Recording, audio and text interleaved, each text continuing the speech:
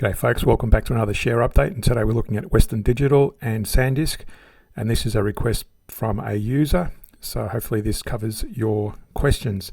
So potentially Western Digital and SanDisk are buy opportunities at the moment. We'll go into the charts in a moment, and we're going to look at some insider transactions as well, how you could have traded them possibly, including some back testing.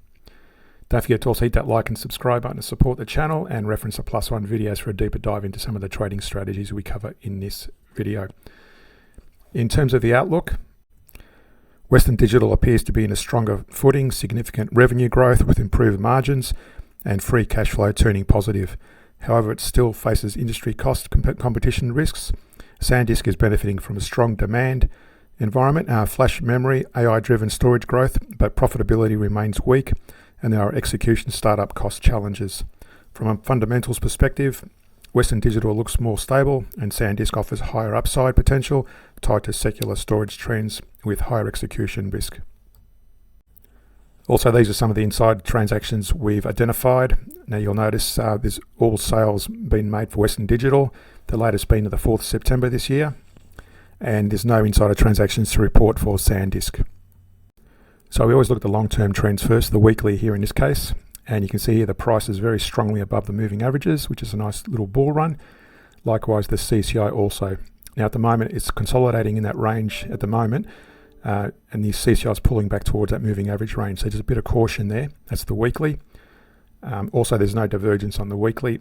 On the daily, again, it's hit this resistance up here, and that resistance level is at 136.83, and it looks like it may touch it again, although notice the CCI is dropping and it's below the moving averages. So although it looks bullish at the moment, probably I'd like to see that break higher than that moving average range. Now this could be a potential bearish divergence setup, because if this price keeps rising, and especially even if it hits that equal resistance there, and the CCI still remains in a downtrend, then that's going to be a bearish divergence. Not quite yet, because that price is still a bit below that previous high, but if that does touch that or break through that resistance, then that'll be a bearish divergence. Otherwise, there was a bearish divergence back here. You can see there it broke down, hit our 23-38% range. The price stabilized in near that range, and then it finally fell off again. And since then as well, if you'll notice, we had let me just zoom out a bit.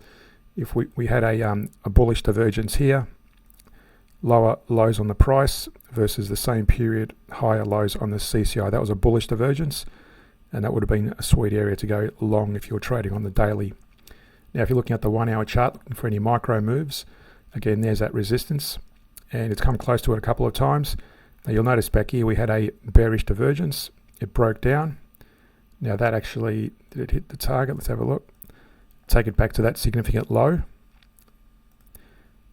You can see there it broke into that 23-38% range, and still fluctuating in that range or just above it in the last few days, or pretty much most of October.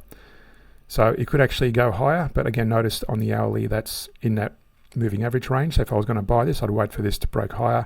Especially, I'd like to see that break higher on above that resistance as well.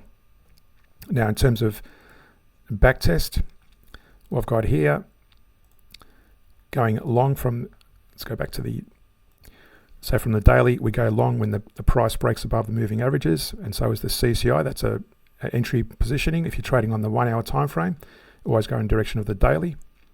So what that looks like here on the 1 hour chart, you would have taken those trades as long as that price kept rising. Now again, always pay attention to any bearish divergence, and here you can see it's a nice big bull run during most of that period.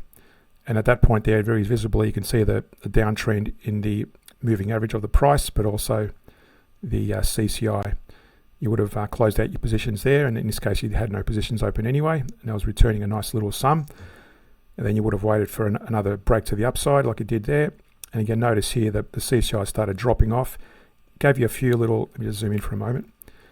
It gave you a few hints to probably get out of the trade. Now, in this case, you can let it run, so long as the price remains above that moving average range.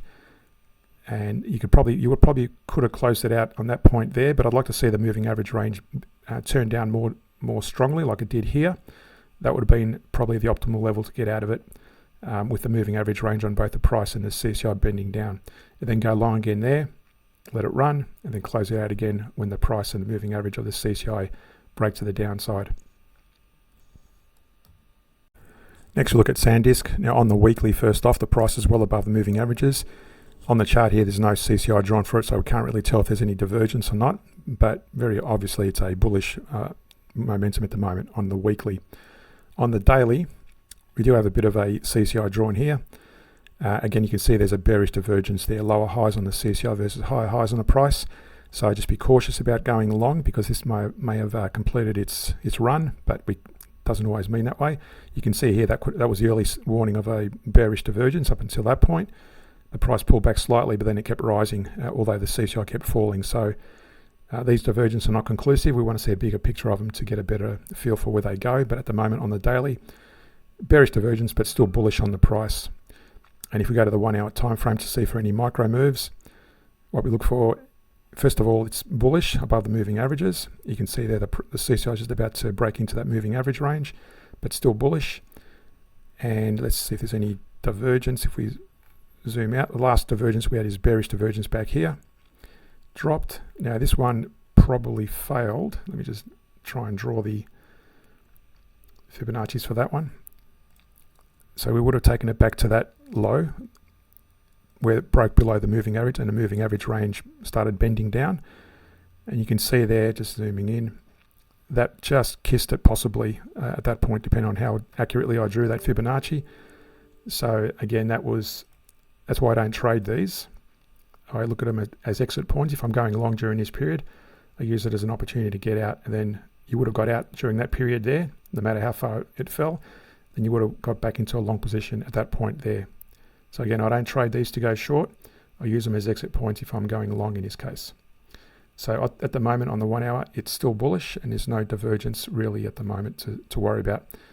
Going to the back test, let's see what it could have done. And this is going back to around about the 13th or 12th of August, according to the daily.